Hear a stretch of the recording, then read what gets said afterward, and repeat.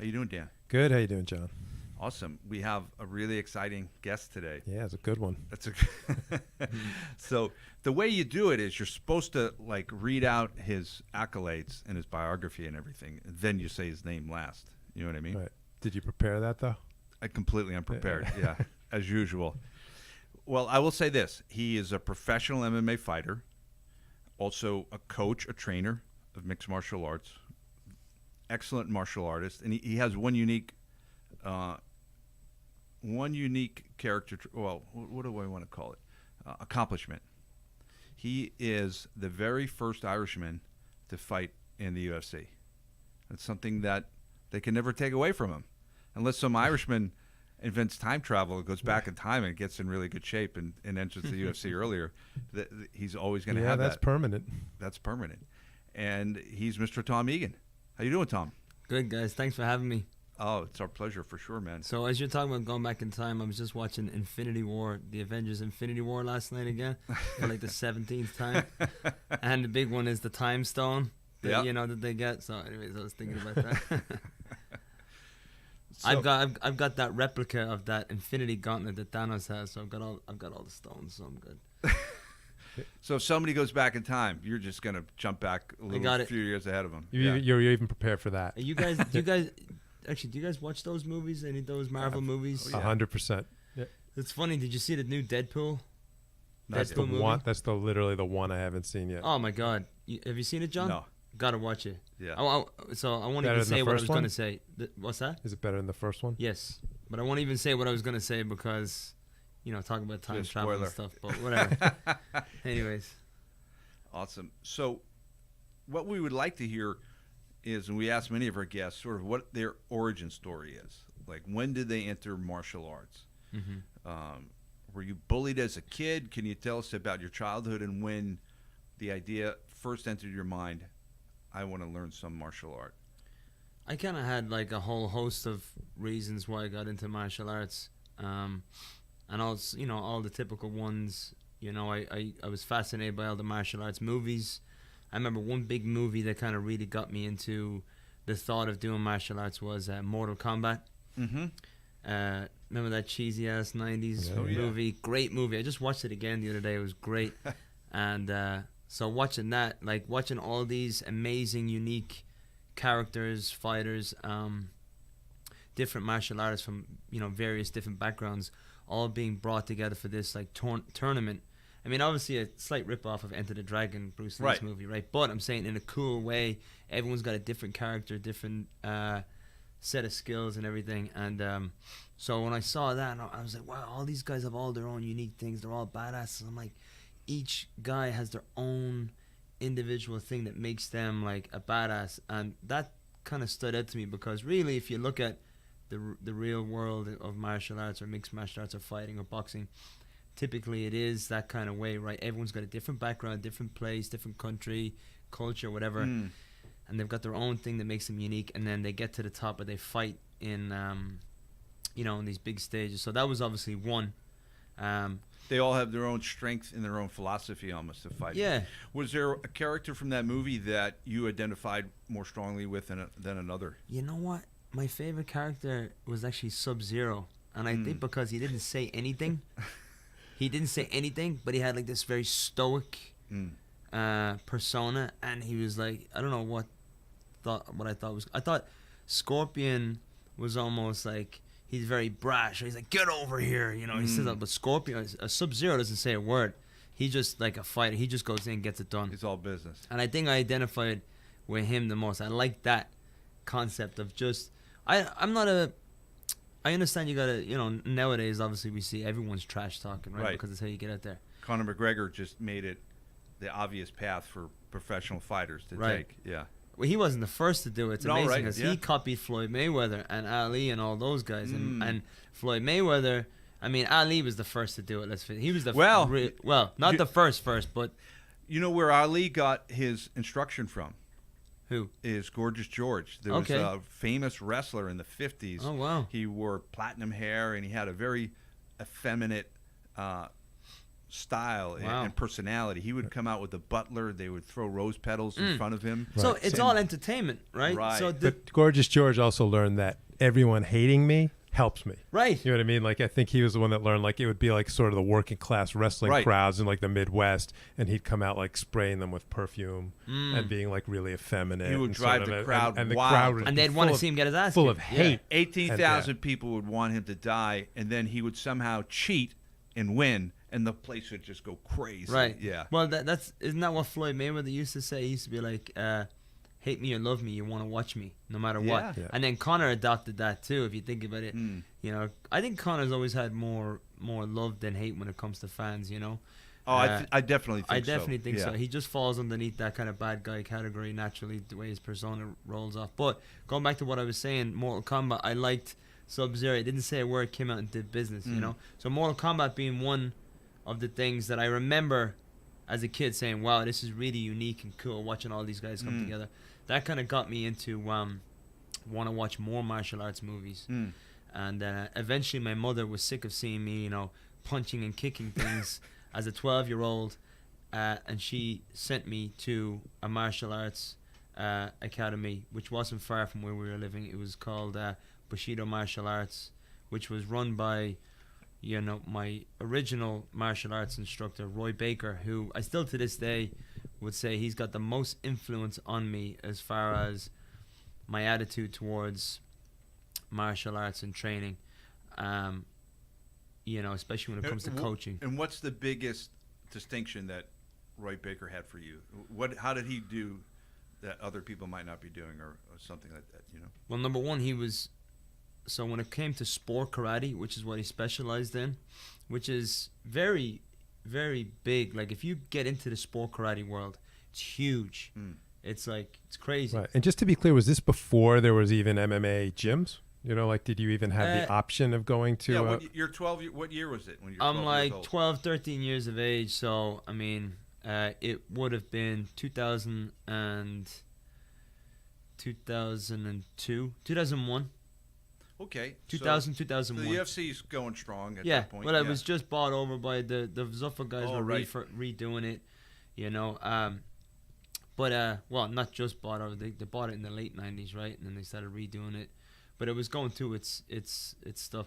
So it was definitely around at the time, of course. But you know, so to answer your question, what is it that he did? So in that world of sport karate, you know, he'd been the best guy. Like, he, in terms of international competition, not at this particular time, but during his time, he was definitely the top guy, you know. And he just had a really good competitive attitude. He still to this day does have a good competitive attitude. He's like the president of WACO, the World Association, or World Kickboxing Organization, or something like that. And he does a lot of work with them and stuff. And now with the rise of guys like Wonder Boy and guys like McGregor and, you know, all these guys with that kind of sport karate style that they're bringing into MMA, it's the sport karate world is now, and you've got that guy, you know, what's his name there, Michael Venom Page, all these He's guys, amazing. Wow. and that's a sport karate guy. You know, all in all, out now he's a sport karate guy. So the sport karate world is starting to catch the attention of the mixed martial arts world now, because they're realizing it's not about just being stiff and strong and powerful. It's about being elusive and quick and fast. That's what's so great about mixed martial arts, isn't it? The constant evolution. And you're right. There was a point in time where I think a lot of MMA fans had no appreciation for sport karate. I'm sure they thought that wouldn't work in the cage. Without a doubt. Yeah. I mean, me included. Yeah. I went from sport karate into mixed martial arts, and it's funny, you know, my dad didn't really have any martial arts experience besides he did a couple months. My mother's the one, I was about to get to my next reason why I got into it. My mother, like I said, was tired of seeing me kicking and punching things, so she brought me to the school, which is run by Roy Baker. But my mother herself, she had done Shotokan karate for years in her younger days, and she was a black belt in Shotokan. She got to her black belt level. She didn't actually, it's funny, she actually missed the graduation to get her black belt. She almost got like an honorary black belt, but she'd done all the time and competing, and and everything like that. And I believe her instructor had handed it to her later on down the line because she, put all the work in.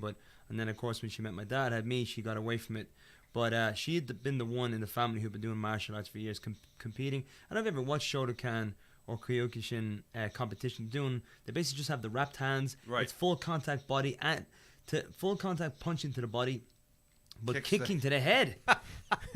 And these guys are doing. Who was in on that rule meeting where they're like, we Yeah. don't want people to get hurt. No punching to the face, but you could do a spinning wheel kick to the head. Right, Yeah. insane. Maybe they figured it's less likely or something. I don't know. Well, I but think it probably forces you to be more effective kicking, and they probably want to emphasize that part of I the think art, that's right? because Yeah. that's obviously what karate's known for. They And it didn't want stops boxers from coming in and winning a tournament Right. and knocking someone Right, out. you, exactly. you could see the most devastating knockouts in that sport. It's Amazing, insane. Right? So Yeah. anyway, she competed in that.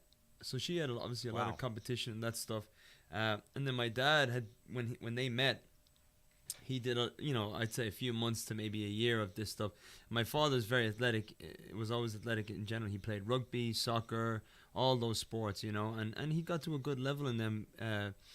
Played on teams that were reserves for like the international teams, all this kind of stuff in Ireland. And he played a collegiate level in rugby and stuff like that. So he'd always been competitive. So he was able to throw down, when he kind of got into it. But the funniest thing is of obviously Roy Baker being my martial arts coach, but of everybody realistically, when I transitioned into mixed martial arts, it was always my dad who turned around to me and said, Tom, you don't need to be taking on this stiff style that you think you need. You need to keep your quick, fast elusiveness that you because he knew I was obsessed with Bruce Lee. He goes, why is it that you're doing MMA and you're becoming like a stiff Thai boxer type guy, and yet your guy Bruce Lee, who you love, you're not moving like that, You're not emulating that. And I was like, Dad, you don't know what you're talking about, because obviously at that time I was looking at Shogun and Vanderlei, all these stiff guys. My dad was always giving me the right advice, and of course now I'm able to turn around and be like, Dad, you know what? You're 100% right about everything. My dad, in like 2005, I remember him telling me, he's like, Tom, when you get into MMA, he's like, I don't understand why guys don't just do a straight front kick to the mouth. He goes, I don't get it. All these guys doing all these kicks around, it's being blocked. And then, of course, years later, you have like Machida. But at the time, were you like, oh, you don't get it. That doesn't work. I was like, you don't get it. He was Because I think people might forget that for a while it was like karate's wrong.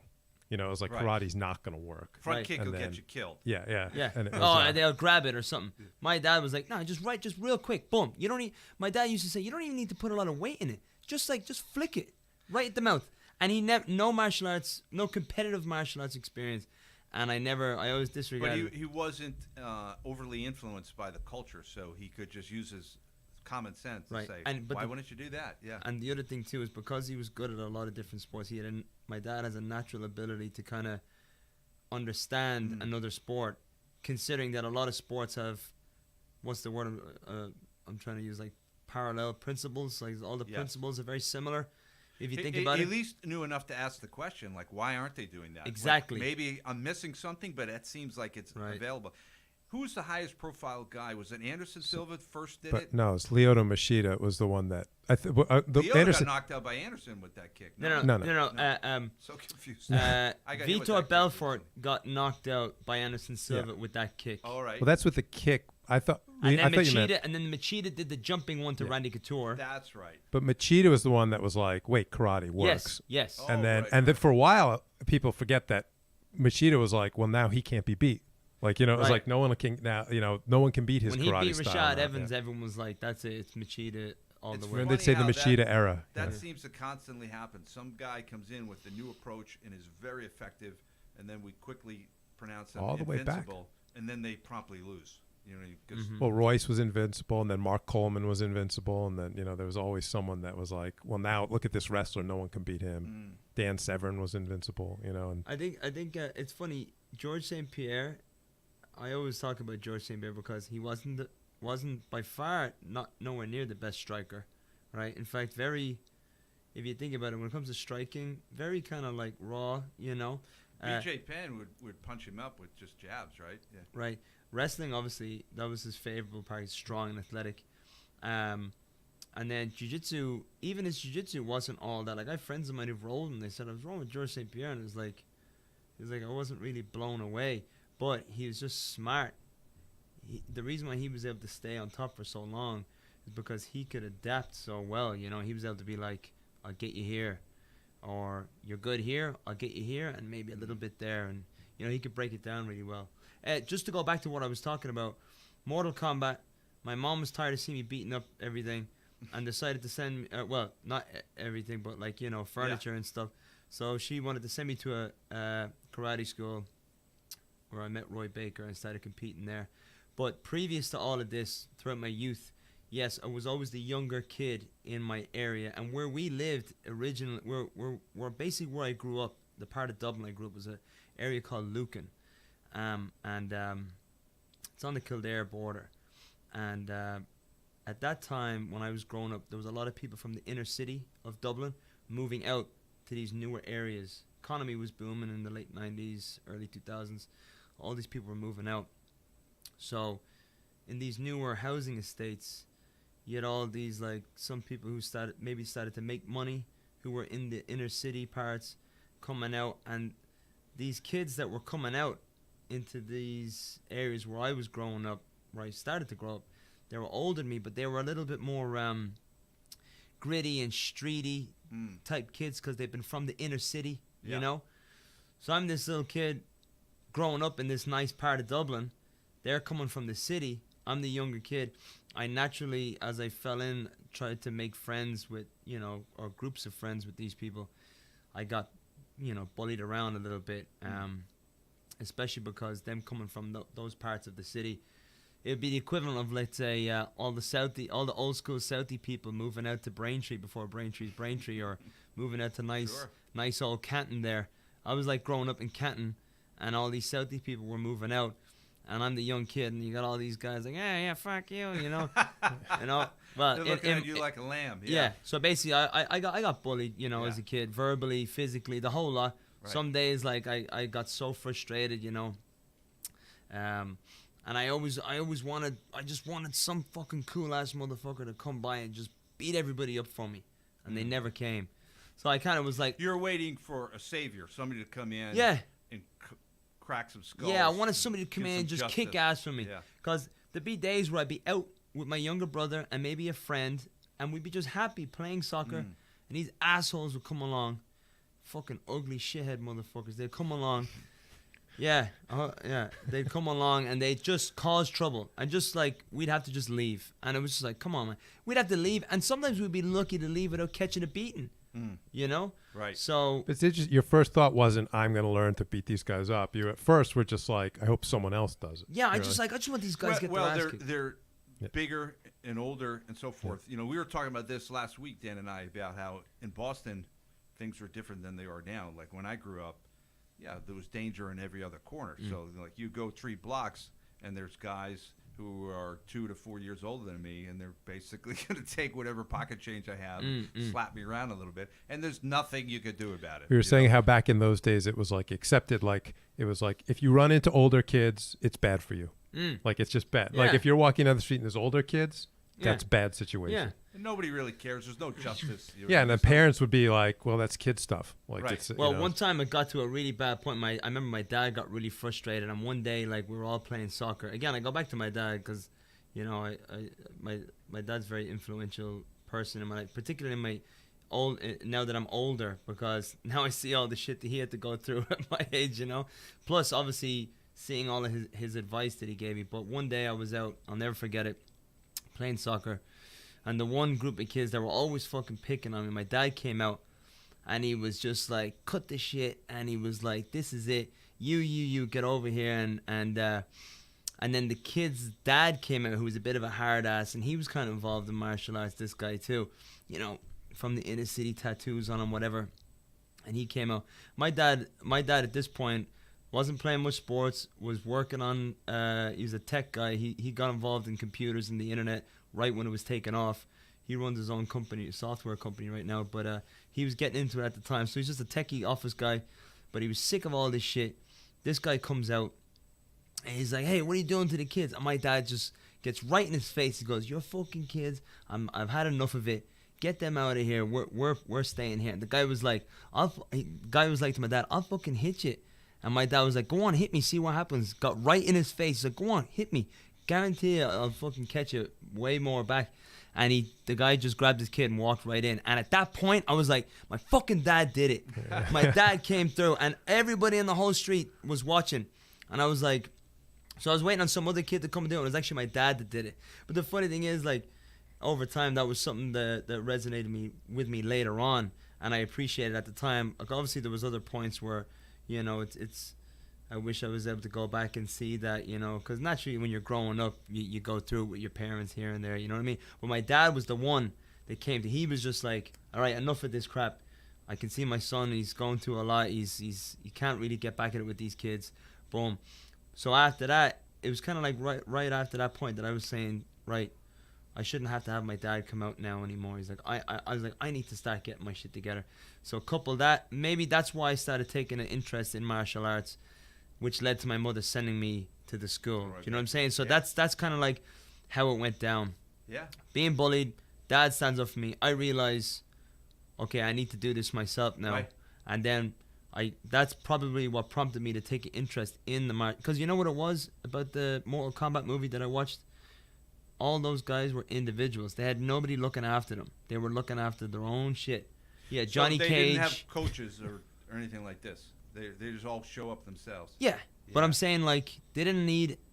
A coach is somebody who coached you, but they were all just their own individual. They're one man army. They were one man, and they didn't need anybody to help them. So I think, obviously, I loved that my dad came and helped me. But after it happened, I think it was me saying to myself, right, somebody did come and help me, but now I should be doing this by Right. myself. Tom, I think that's so important. People naturally want a savior to come. They think, I want somebody to save me, and nobody's coming to save you. And once you learn that lesson, and you learned it at a young age, I think it's so effective, so empowering to realize I have to save myself. You know?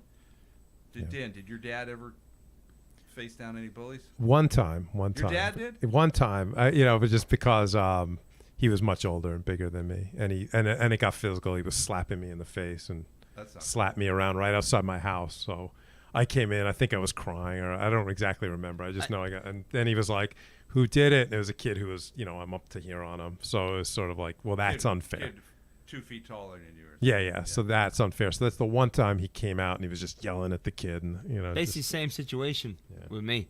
Yeah. But I think that's what led me to having the interest in martial arts, that individualism that I need to have my own back, which has stood by me because I wouldn't have been able to move over here from Ireland if I didn't have that type of mindset that the martial arts had given me, that individual.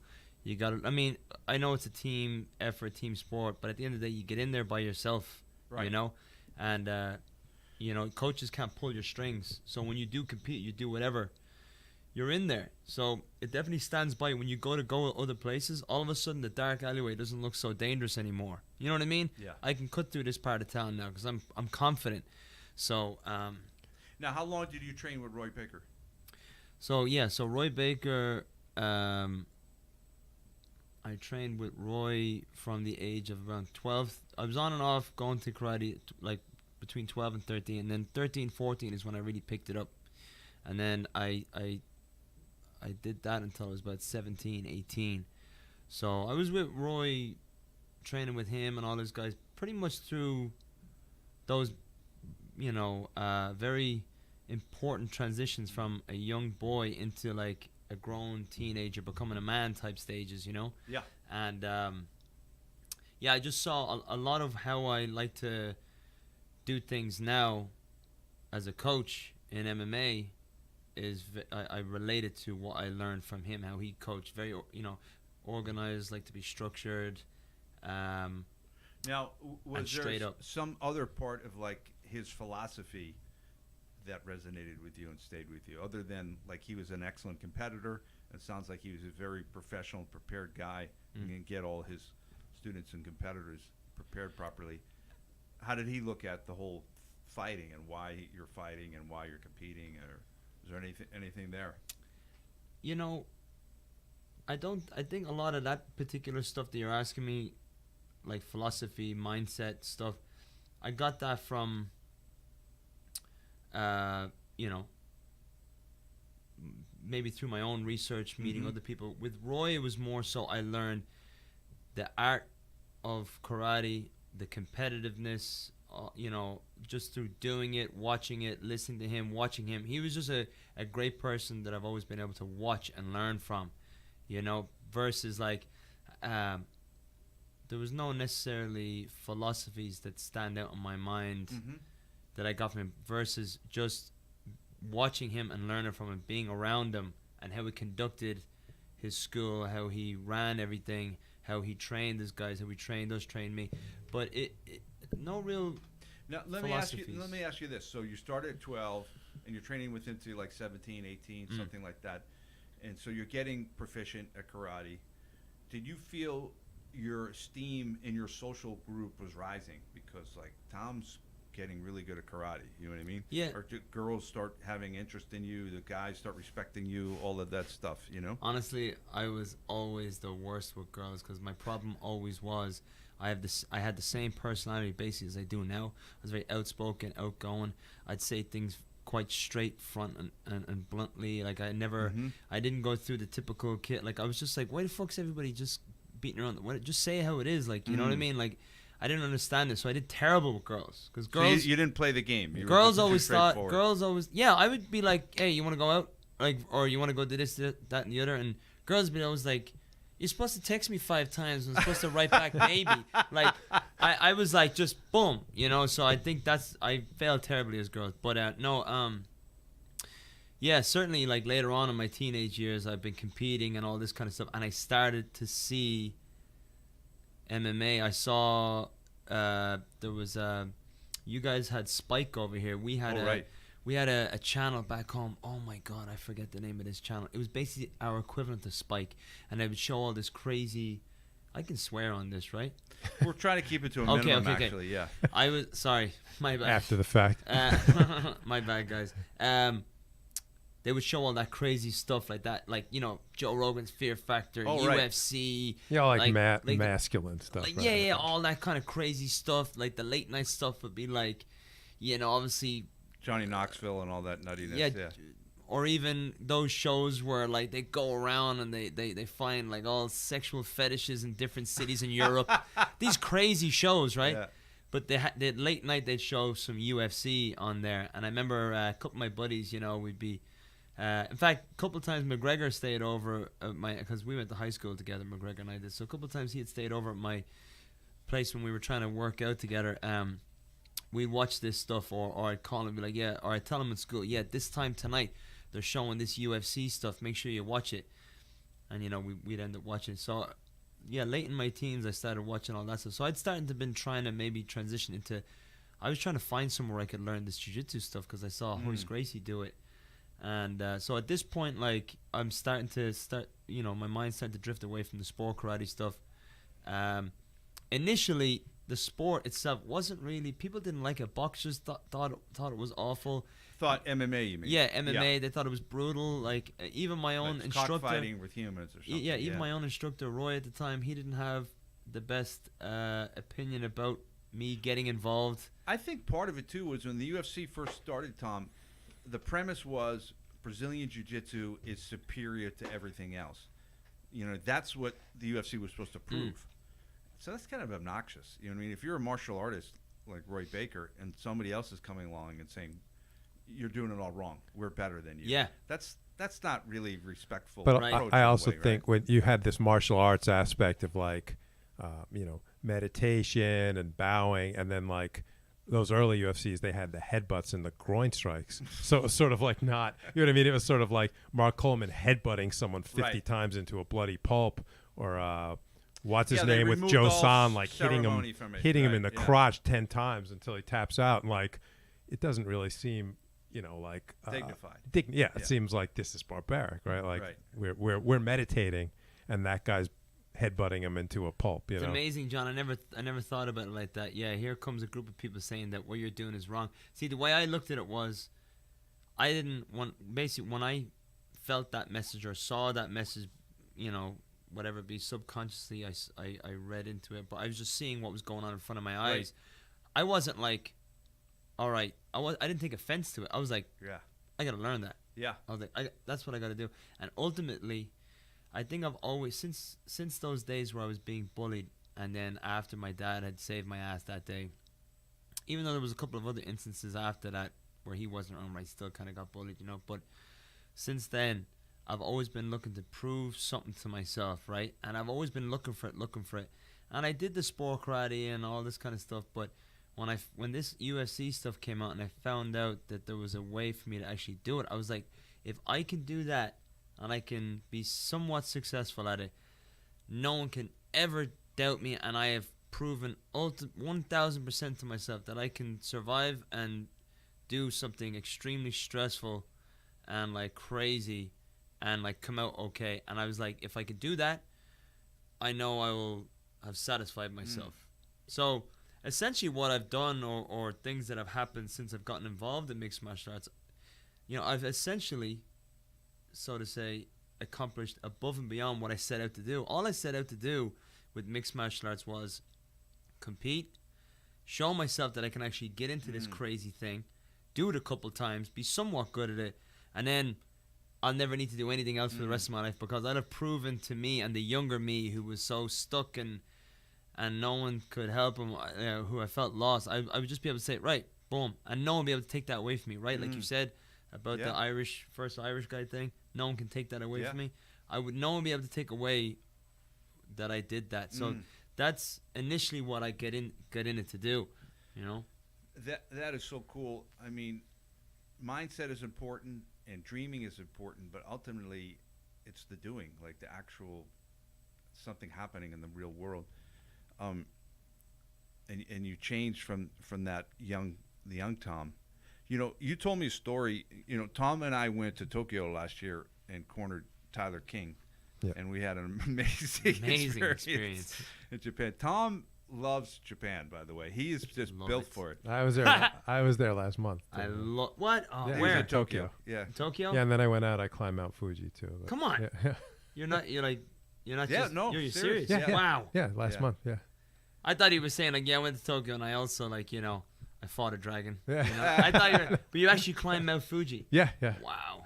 Yeah.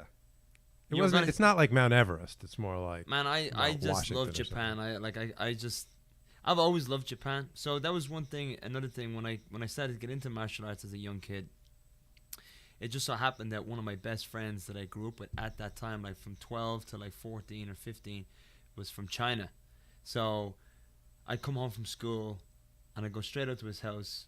His mom wouldn't be home, but his uncle would be home, fucking cooking. Excuse my language, cooking a huge. I shouldn't even cooking a huge pot of noodles, and we'd just be sitting there eating noodles, watching Dragon Ball Z, and that's like ultimate martial arts stuff. Dragon Ball Z, fire blast, fighting. I love how your inspiration, like other people are like fighters, like even Bruce Lee, but yours are like the Mortal Kombat guys, like it's like always doing like cartoon characters, like lightning blasts and like things you could never. Well, it kind of makes sense in a way because they're bigger than life. You know what I mean? Yeah. So sure, you have to use your imagination when you want something different in your life anyway. So if you're a young person and you don't feel empowered, you got to use a lot of imagination to get there. True. Anywhere. So we might as well use these kind of cartoon characters. You're absolutely right. Honest to God, I swear to God, there's been times where I've been motivated more by these cartoons than like anything real. I think so. I'm a lot older than you, but for me, it was always superheroes, whether it's Spider-Man or Superman, and the character is real in a sense. It's something to really aspire to. Right. So it's much more powerful than even Bruce Lee. You know what I mean? Yeah, because he's almost a superhero, but he's a real person, It's amazing you talked about how the martial arts world was stripped from all its traditions and stuff, which is essentially what Bruce Lee was all about, right? He was trying to strip, his whole concept was like, if you follow tradition over and over again, you won't get anywhere. You need to, he's like, not to necessarily do away with it, embrace it, but you got to power through that and find something else. But it's amazing because if you read his book, Tao of Jeet Kune Do, the early UFC days are exactly what he imagined how real competitive fighting should be. So, and it's great that the UFC gave him his shine and put him in the UFC games. It did all the cool T-shirts and stuff because he essentially was the first mixed martial artist. Right. Yeah. Because there's at least one of his movies where he has MMA gloves on. He's fighting a guy and he arm bars him. Yeah. So, I mean, that was in the 70s. 70s. Was it Kareem Abdul-Jabbar? He armbar? No, that was Will Chamberlain or no. It was like some Yeah. just random Yeah. Asian dude. He fought, and it was the beginning of Enter the Dragon. But yeah, That's to your right, point, yeah. I think some people might even not even know how it used to be like our style is the best pre UFC, and it was like our style is the best, and it was like derogatory towards the other styles, right? No. And Well- Bruce Lee was the first one to be like, let's learn all of it, like learn what works and learn Well, what's I best. think, like Tom was talking about tradition, I think what happens in martial arts is you have this tradition, which is just like a plow, just scooping everything forward into the future. Unfortunately, it's taking anything that's superfluous and unnecessary and it's collecting it and bringing it forward. And then a guy like Bruce Lee is like, yeah, some of this stuff is not helping. It's hurting us. So we have to sort of, weed the garden here a little bit and prune this stuff. The great thing about the competitive platform, which is mixed martial arts, is that it allows you to bring whatever you want in there and see if it works. Right. There's stuff. Who would have thought a spinning elbow would work? Yeah. Who would have thought that a guy like John Jones, late into the 4th round, he's in the deep waters with Gustafsson. You could see him constantly trying to find a way. Gustafsson's getting his hands on him. I mean, Gustafsson landed more punches. I watched that fight so many times. Gustafsson was ahead on punches, but Jones was ahead on all strikes. Punch, kicks, elbows, knees. He was ahead on all strikes. That's the reason why one of the big reasons why he won that decision. But end of the 4th round, he's digging deep, and one of the best examples of true mixed martial arts. He fakes for a single leg, gets Gustafsson to level change, spinning elbow, hits him right in the forehead, and then Gustafsson is surviving that last minute. Comes down to the 5th round, not the same fighter. John Jones just takes it. Imagine, definitely you could see that Jones underestimated Gustafsson. Gustafsson's taking him down. He's beating him with the hands. Everyone's like, geez, Gustafsson's going to win this fight. And John Jones just found the way. For me, it was one of, in terms of later on, like my mixed martial arts career, looking at that for me is one of the best examples of mixed martial arts.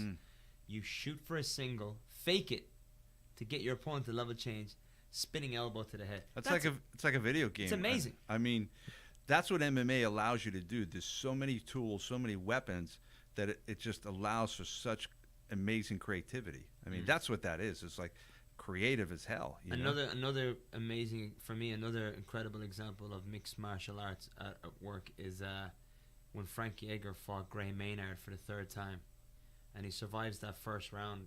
Remember, he's all over the place. And then it was like the 3rd round, he kept shooting in and getting back up, shooting and getting back up, and finally he shot in and got back up before Gray got back up and ripped him with an uppercut. And then up against the fence, just teed off on him. And like, what great mixed martial. I'm gonna.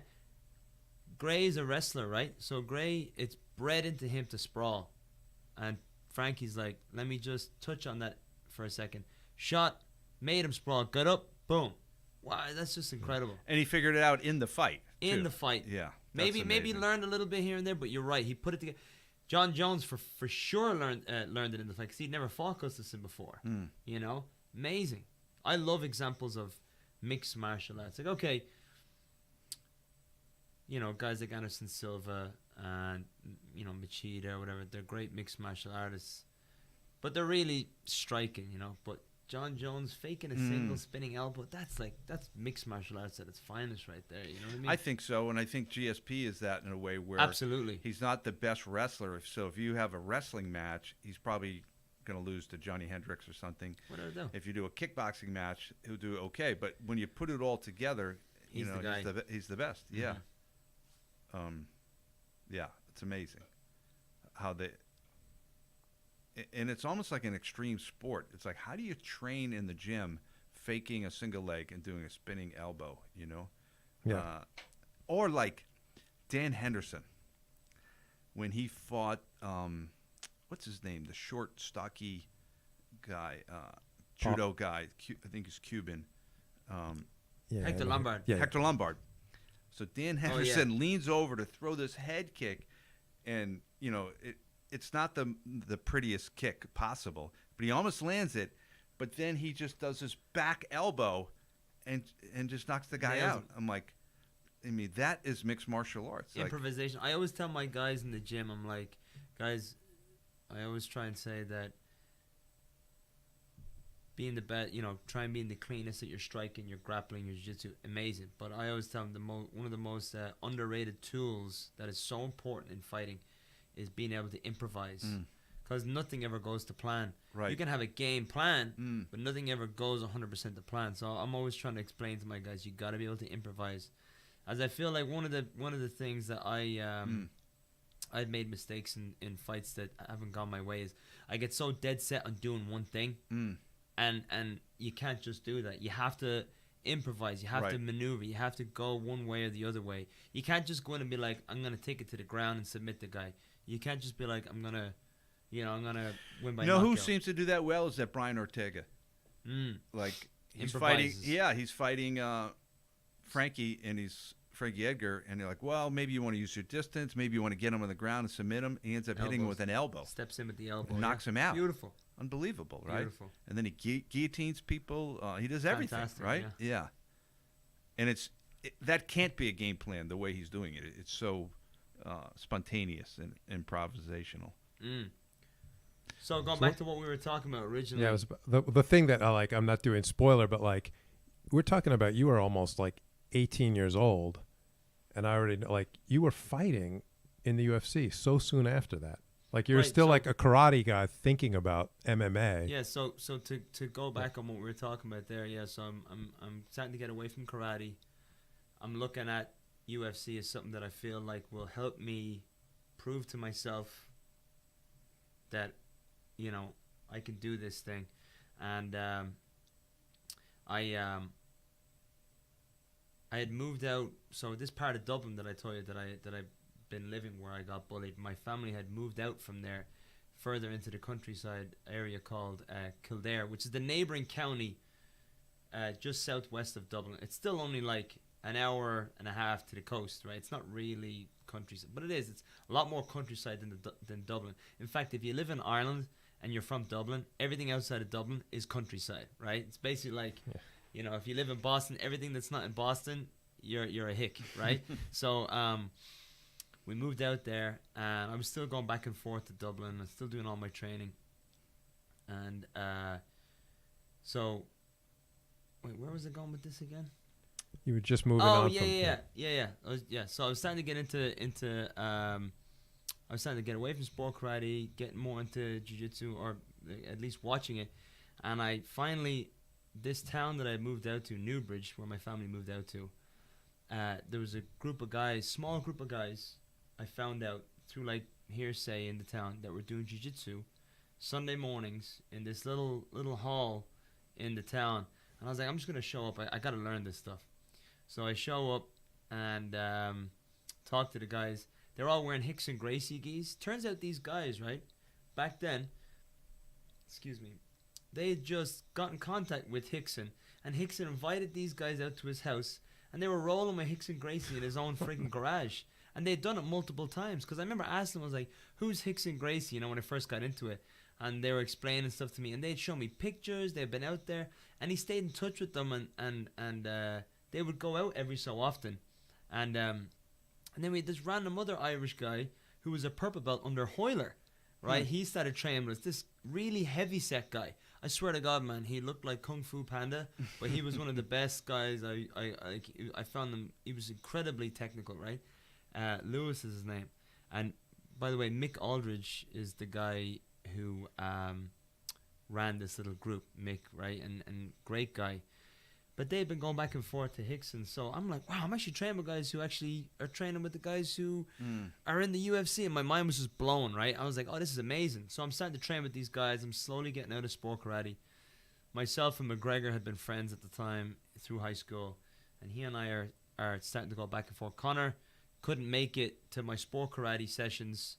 And, of course, I'm starting to get away from it because he lived in a different part of Dublin. So he started going and taking up boxing lessons and then we'd get together, and I'd be like, "This is what I'm learning from these jiu-jitsu guys," and he's like, "This is what I'm learning from these boxing guys." And I had already had we both kind of already sort of had a little bit of, well, I had a lot of sport karate experience, and he had a little bit from what I had shown him and what he learned from the few sessions that we had done together. So then I bring him to these guys, and we're starting to do a little bit of jiu-jitsu.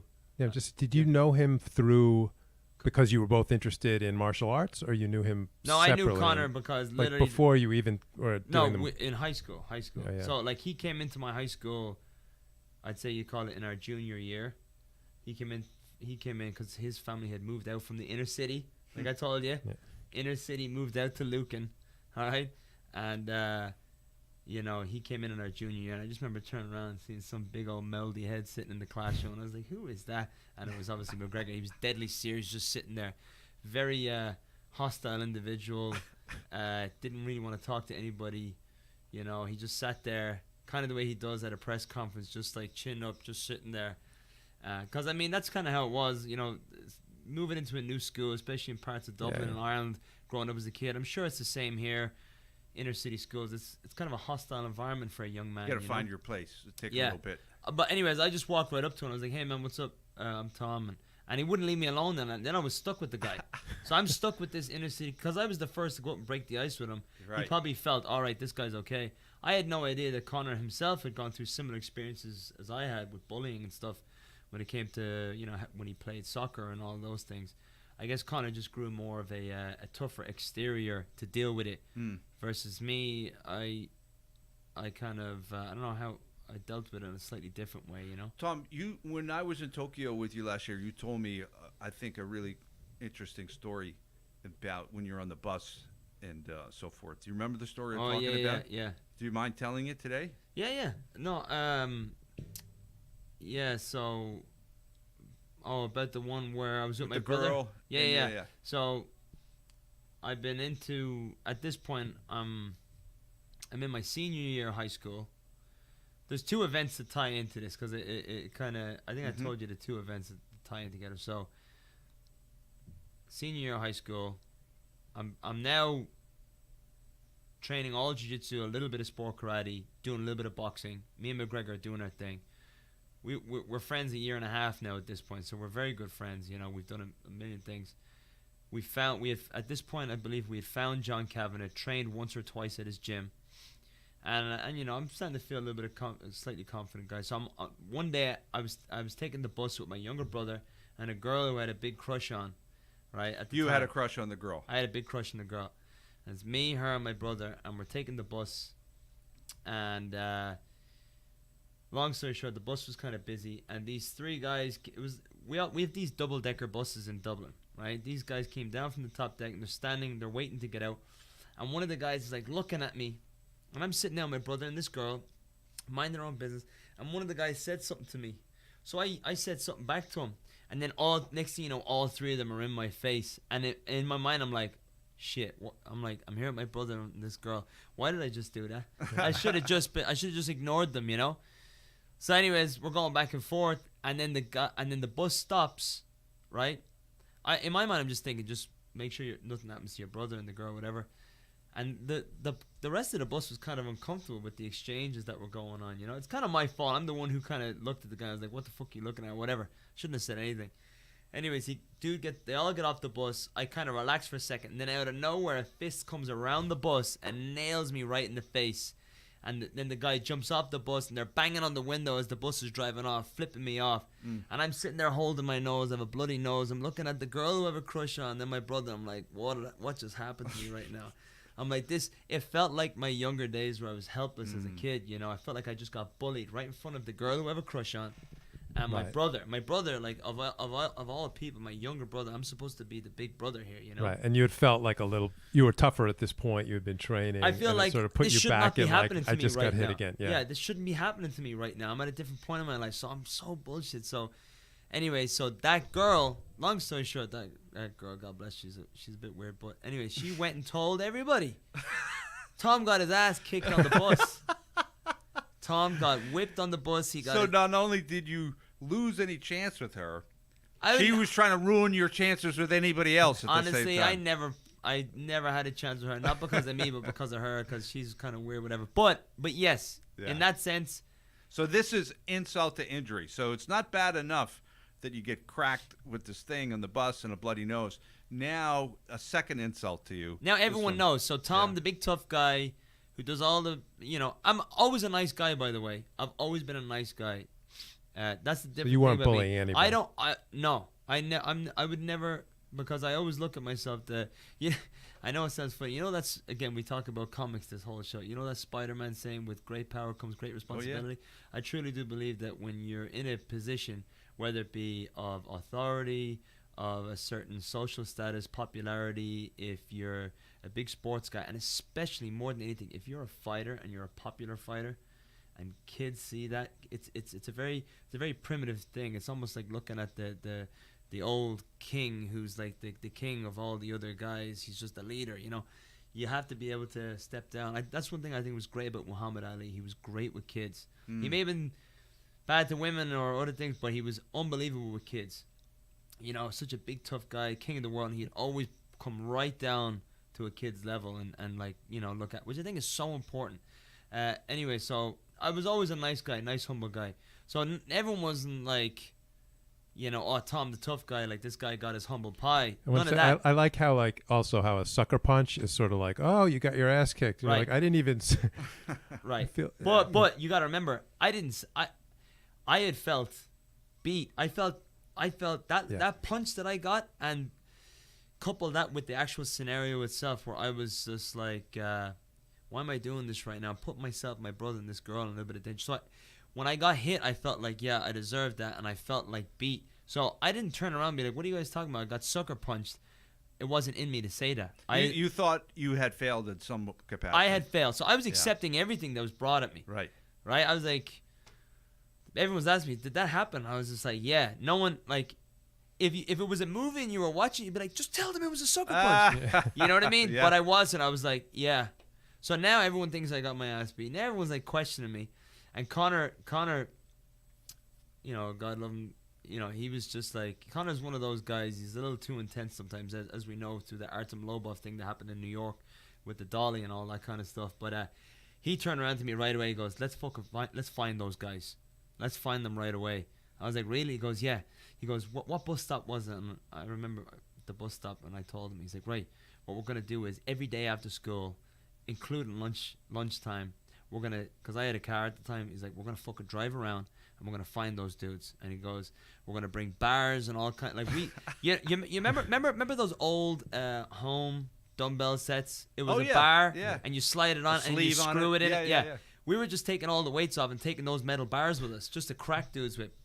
That'd be effective. Very Yeah. effective. Yeah. Very effective weapon. So anyways, we were taking these things and we're driving around. And we drove around for weeks. Couldn't find the guys. Right? Weeks. Thank God. right? Weeks. And so long story short, my morale is way down. I'm like, fuck him. I'm like, oh, this is terrible. So one day we go to the movie. One day the teachers organized for the seniors and the juniors to go out to a movie during school hours. Right, so we're going out. We're in Field trip. a That's what they field call trip, it here. Yeah. So we go to the movie theater, and the teachers are obviously organizing the tickets, the movie time, and everything like that. And while we're all kind of standing around, it was the seniors and the juniors. So my school wasn't really that big, but there was at least 60 plus people between my class and the juniors, right? And you know what it's like. Seniors rule the school, but the juniors also have an influence on the school as well, right? So while we're all waiting around, me and Connor started flow sparring, because this is what thing we did. We just started flow sparring, messing, blah, blah, blah. And I bump into this guy, some random person. Again, it was it was like downtown Dublin, in the middle of Dublin. And I bump into this guy, and he had like some type of accent. He must have been Eastern European or something like that. He goes, hey, what the fuck? Like that. And I'm like, oh, sorry, man. All I remember I don't remember much, but all I remember, he had some scarring on his face. I don't know what it was from. He was kind of mean looking, taller dude. He was taller than me. And I bump into him. I'm like, oh, sorry, man. Immediately my heart's racing. I'm like, oh, sorry, I didn't mean to do that. Because the way he looked at me, and he put his bag on the ground. And he goes, no, that's not all right. Like in this like thick Eastern European, I said, that's not okay. you know. And then he grabs me by the neck, like with his right hand, and now all the juniors and seniors are watching this because everyone got really tense for a second when he's like, no, what the hell, including the teachers. He grabs me by the neck, and I took one step back, and I just threw this massive right hook, and I just knocked him the fuck out right in the middle of the movie theater. He is out, and everyone's just kind of standing there, including the teachers. And then Conor runs over, stands on top of the guy, and you know the movie Friday? You know that movie? You know the movie Friday? He just stands over the guy. He's like, you just got knocked the fuck out, motherfucker, like standing over the guy. And I was like, Conor, get away from him. And he runs over to me. Conor goes, Tom, go on, start kicking him in the head now. I'm like, God. Conor, he's out. I'm like, leave him alone, he's out. And he's like, no, go on, start kicking him in the head. And at that point, the guy was starting to come to, and the security came over. And they're like, what the hell's going on over here?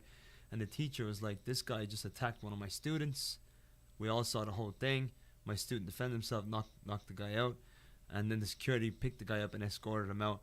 And then I fucking regained my status back. You know, wasn't trying to be this big old badass, but I just like at least I was able to walk around the school. And sweet vindication. Yeah, sweet vindication. So there you go. That was that. But it's funny that how the producer knew what I was talking about. Friday, yeah. Chris Tucker and Ice Cube. That is so funny. I love that story because it has so much in one little. Well, you can feel the pain of being like that high school kid who got embarrassed in front of a girl, and like it, you know. Yeah, it's classic. Yeah. It's classic. Yeah. Now we never got those. We never saw those other guys again ever. They probably know who me and Conor are, and at this point, I can imagine, you know, after all those, especially during the height of when I was doing in R, and then obviously Conor and. You know, but I don't know. Maybe they do. Maybe it's probably they don't. his big story now, right? He's like, I hit that guy right in the face. Yeah. Right? I have no idea. But anyway, so that was that was a good one. All right, that was interesting. Like John was saying, thank God you didn't find the guys, right? Like, you know, who knows what? Well, who knows then, what could have happened? God forbid, you know, we could have gotten serious trouble. Right. We could have did something. No good was going to come from that. It was a bad idea, Nothing. right? Yeah. Yeah. Nothing. It wasn't going to be clean. Anyways, it would have been weird. Either we would have gotten in more trouble, or ourselves potentially hurt, or the other guys, you know, who knows. So I sidetracked you a little bit. So then you got to Kavanaugh's place. Oh yeah. And then how old were you when you actually fought in the UFC, Tom? I was 20. 20. But I had Right after high school, right? I mean, it's I was 20, fast. but I had my when Conor and I graduated high school in 2006. I had turned 18. My birthday's in April, his is in July, so I had just turned 18, and Conor turned 18 that summer, and it was that summer that we were training. We basically got out of high school and we started training with John Kavanagh, and it was like later that fall we were scheduled to have our first MMA fights, and because John Kavanagh, I remember we had been training with him a lot, and we were doing pretty well against his fighters at the time. You know, I'd been bringing in a combination of my karate, jiu-jitsu that I've been learning from these other guys. Because you know what it's like, John, if you go to another school, the jiu-jitsu that you do is different to what somebody else does. So you might be able to do well against other dudes, or you know how it goes. Present them something new that they're not familiar with. Exactly. So Yeah. even though Kavanagh's has always been traditionally a jiu-jitsu grappling school, I was still able to bring stuff in that I learned from these guys who were chilling out with Hicks and Gracie all the time, you know. And then Conor, of course, brought his unique. He always had that unique striking style. His favorite fighters were always Prince Nassim, Hamid, and Roy Jones Jr. That kind of like funky, you know. From what I remember, that's always what he loved. That type of fighting, you know. So we were doing pretty good. So John was like, right, I'll get you guys your first fights, because he could tell that we were passionate about doing it. And he was like, you guys got to make sure you commit to getting to the gym, though. And I was like, yeah, no problem. So we somewhat get to the gym as often as we could, you know. We were doing pretty good. And we were both supposed to fight in the same night. 2 weeks before the fight, my guy pulled out. So now Conor's fighting on the show by himself. And he's got a great story about his first fight. He shows up late. He's scared as hell, nervous as hell. Basically gets thrown into the ring. And he's in the ring, and he's looking around, and he sees me in the crowd, because I'm not fighting. I'm sitting in the crowd, and he's like, Tom's in the crowd.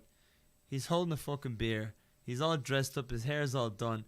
And he's like, I'm standing in the ring. I've got gloves on me. I'm looking at this guy across the ring who wants to kill me. And I'm looking at Tom going, you're the one who fucking got me into this. Why am I doing this right now? You know, because I was supposed to be doing it with him that night. And now he's there by himself. So anyways, he ends up knocking the guy out in like a minute, 10 seconds or something like that. It was like a standing knockout, you know. And then we probably didn't see Conor for, he didn't get in the cage for another year and a half, 2 years. He thought he was Superman after that one win. But he had done it, you know. I had started compete. I had my first fight then maybe like a month or two after that. And then we didn't fight in the same card together till another year later when we were both like, I think we were both like 19. But basically, less than 2 years after my first MMA fight, I had a fight in the UFC. So did you just get a call? Like was it a surprise call? Do you remember when the UFC, when they would go to new places, they would take on the new local talent? That's used to be their thing. Now they're doing all Dana White's Contender Series, the Ultimate Fight. There's a million things. Dana White looking for a fight. There's a million things that they're doing now. But at the time, it used to be like, all right, when they went to Manchester, they took on the Manchester, whoever was there, who was like a good guy, good record. If they went to Germany, they found a guy there. I think that's how they found Dennis Seaver. Then they went to another place. When they came to Ireland, they were like, right, who here can we need to put a guy on from Ireland because it's a great selling point, right? You're going to make a lot of money. You're going to have a local guy fighting. UFC, everyone knew about the UFC by 2009. It was a big thing. Irish fans are great fans. Great fans. But by 2009, the UFC was still the UFC. I mean, nowadays it's like, everyone. Not saying that the UFC is not hard to get into. I'm not saying that, but certainly in 2009 and previous to that, it was your Matt Hughes, BJ Penn, Shogun. Yeah, there are fewer shows. It was a more rare Chuck, situation. Yeah, Randy Couture. It's like those big, huge, legendary. So I was fighting on the same card as Dan Henderson, Shogun. In fact, when I was doing the press conference, I was sitting next to Shogun, Rich Franklin, Dan Henderson. You're a 20-year-old kid. I'm like, what the hell's going on here? These legends, anyways. How did you get picked of everyone? That's what I was going to get to. So when they came to Ireland, they obviously must have been like, right, who do we put on now? And it just so happened that after I'd had my first fight, I tried to compete as often as I could. Wasn't always successful like getting fights because I suffered after my first pro fight. I suffered a broken hand, so that set me out for like 8 months the first time. And then I had my second and third pro fight within a week of each other, and I was supposed to have my next one 2 weeks after that. Like I'll never forget March 1st and March 8th of 2008 were my second and third pro fights, like a week from each other, and they're both. I won both first round stoppages, but I broke my hand in the second one for the second time. Like my metacarpal was broke. So then I was out again. And then I didn't fight again until September. And then I won that. And I was supposed to fight again that November. And that fight fell through. And then I fought January 2009, which was the UFC. So I didn't quite have I wanted to have at least another 10 fights, before that. But the way my injuries and a couple of things got in the way, I'd only had... Well, I think I was 4-0 going into that fight in the UFC. So basically, when they wanted to see who to put on, it just so happened at the time that the fights that I had were very well documented. One of my best friends at the time, Tommy Lakes, he was a photographer and a videographer. So he was taking photos and filming all my fights when he went to them. So they could see me. They could see me. See how you move and so forth. Yeah, they could see everything. And there was talk about me. And I was like John Kavanagh said in his book, Win or Run, I was the guy at the time. Right. I mean, I was definitely the most documented, but also for my division, what I could offer, So then they were like, all right, this is the guy. And then, of course, John turned around to me. He's like, I responded to the UFC. I guess they had put out a thing looking for fighters. And he goes, I responded to it, and you're the guy. And I was like, what? And it was bizarre, yeah. So less than 2 years after my first MMA fight, it was UFC basically. That's amazing. So like the O2 Arena, wasn't it? Yeah. Like wow. 2009. So that was pretty bizarre. And yeah, like I said, it's something that I can take with me and I can do. I mean, it wasn't the best outcome that I wanted. Certainly taught me a lot about things when it comes to the fight game. But it forced me to want to be more prepared after that, and I just learned from now it. you're a coach. Tell us what you're doing now, Tom. Where are you working out of? What's So going on? right now, I'm coaching. I'm running the MMA program over at Trifecta MMA. Trifecta MMA is owned by Master Kwan, as I call him, Kenny Kwan. Yep. Great man. He runs in Quincy, Yep. Massachusetts. Yeah, he runs a great program over there. Basically, he runs a lot of CrossFit and a martial arts program, and it's a very unique gym in the sense that you can come in, you can sign up to a CrossFit and get amazing CrossFit coaching, or you can sign up to a martial arts membership, and of course take advantage of my program. The jiu-jitsu program is run by Robson Rodriguez, or he's known as Robson Mau Mau, from Mau Mau BJJ Academy, and he's part of GF team. And then of course the Thai program, the Muay Thai program, is run by Kenny Kwan himself and Coach James Cronin. They run an amazing thing over there. But over there right now, I'm specialized. I'm running the MMA program, and we have a lot of good fighters coming out of there. We've had some good success, and I'm trying to just take all the good and the bad that's happened to me in my careers and give it to my guys. So I've had ups and I've had a lot of downs, but I feel like as a coach, it's very important to focus on your downs, right? I mean, Well, Tom, I'd like to acknowledge you. I think you are an amazing coach from what I've appreciate seen, that. and I have so much respect for your coaching. And I think you're right. I think, your downs make you so much of a better coach. You know the pitfalls, the dangers that are out there. And I've seen the way you coach Tyler with me, and it's so impressive. I mean, you have the technical skills, but you also bring sort of an intelligence and a sensitivity to the situation where you see the guy as a fighter and you see the guy as a human beyond the fighter. And I think that's so important and so effective. I appreciate that. I try and just have an honest outlook. I feel like it's important. I notice when you're trying to coach somebody, you have to have an honest outlook on things. You have to be realistic in a sense. Honest and realistic. You have to be able to know what's what and approach training that way too. Like you said about what Bruce, you alluded to Bruce Lee earlier on, hacking things away. I mean, a famous quote by Bruce Lee is, "It's not a daily increase, it's a daily decrease. Hack away the unessentials." So keeping it real, essentially, right? Just keeping it real is one of the big things I think is important to be able to do as a coach. But no, I appreciate that. Yeah, I try and just I try and take my experiences that, like you said, my downs, and I use that as much as I can to my fighters. Like, I'll tell some of my fighters, for example, don't go in. Who did I say to my student Mike Kimball, who's fighting for Bellator October 12th? He came off a spectacular debut for Bellator, and he's just on the rise now. He's got a great personality, and he is an absolute killer of a martial artist. He can do everything. But I always tell him, Mike, don't make some of the mistakes that I make. You're not going in here to compete, or you're going in here to fucking go to war. You're going in here, whatever about sportsmanship after, cool. But I'm you gotta treat this like you are going for it. You know what I mean? Because I've made the mistakes of saying, I got so nervous, and I'm I'm downplaying my emotions, right? I'm telling myself, all right, whatever, come on, let's just do this. No, let's not just do this. Let's cry. Let's fucking get all teary up. Let's get fired up. This is a fight. You're in a cage, for crying out loud. You're fighting somebody. So that's just one example that I can think of on the top of my mind that I like to, because I've lost fights. That's being honest too. I'm being honest. Exactly. Again, alluding to that point, being honest.